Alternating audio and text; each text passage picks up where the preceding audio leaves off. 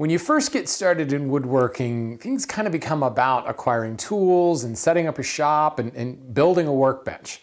And a few years ago, I built the orientation semester here at the Hand Tool School, and that's really what that was about. Starting with nothing, a blank garage, building a workbench, gathering some tools together, building a few things to help you in the shop, and really getting your shop kicked off. But what happens after that? When do you start building things that actually leave the shop and maybe go live in the house or get given as a gift to someone else? And generally, when you first take up woodworking and identify yourself as a woodworker, there are people in your life that say, hey, great, can you build this for me? Can you build that for me? Spouses, friends, colleagues, etc. They all want something.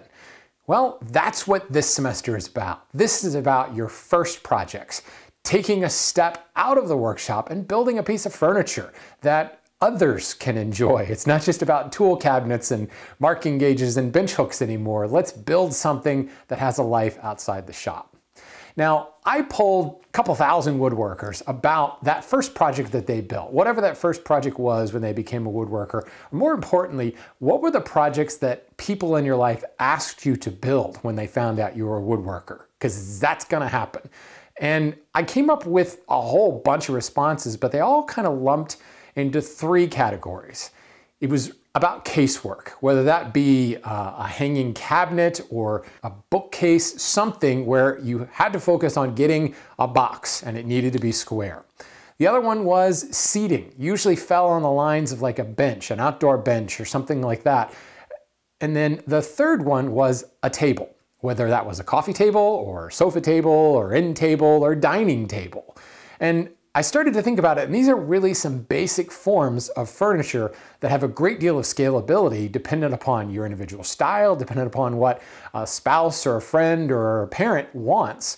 I designed this little, I call it the entry shelf, because it's a good combination of building a box, but also using dividers in the inside of it. Basic casework, dados, grooves, rabbets. Very common, but again, being able to create something that's square requires some skill, especially from a hand tool perspective. This is a good teacher.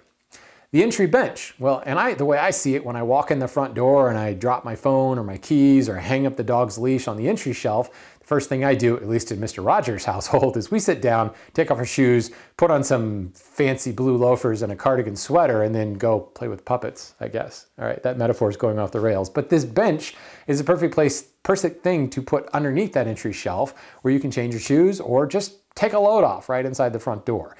This bench is incorporating mortise and tenon joinery, it's incorporating a little bit of curves, but more importantly, it's using a better quality of hardwood, and it's going to incorporate a natural varnish finish or clear coat finish. Whereas up until now, a lot of the projects you may have been working on might involve a painted finish or might involve cheaper pine lumber. This is going to be your first, quote, real project with, quote, real wood. Now this third project, this is a big one. When you become a woodworker, when someone finds out you're a woodworker, they come to you and they hand you an image or they show you an image online and say, can you build this for me?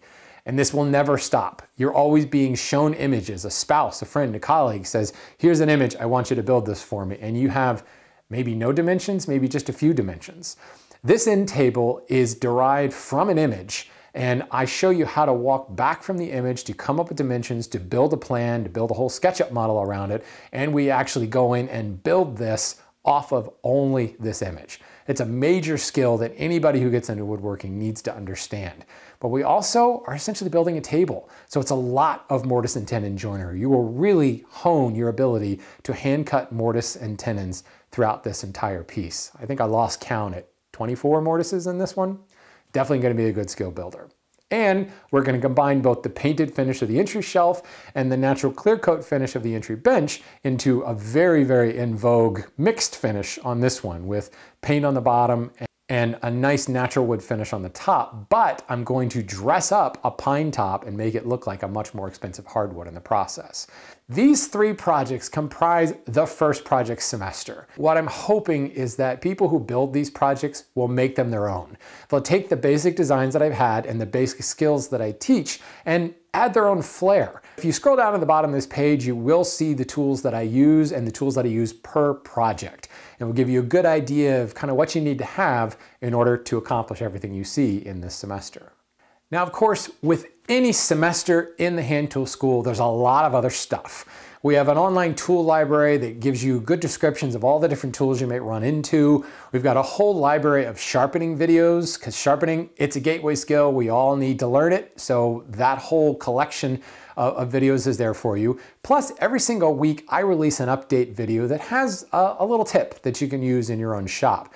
And most importantly, we have an online community, a community forum that is incredibly active, filled with a lot of people sharing projects, asking questions. It's a great resource for you, and it's accessed only to members of the Hand Tool School. And of course, I'm always here to help. I'm a click away via private message in the community or the member-only contact button. You can ask me questions and get my input on things. There's a lot of continued support with any of the courses here in the Hand Tool School.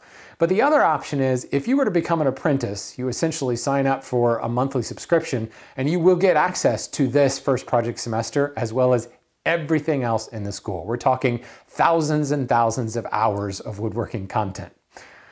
So I hope you'll join me on this first project journey.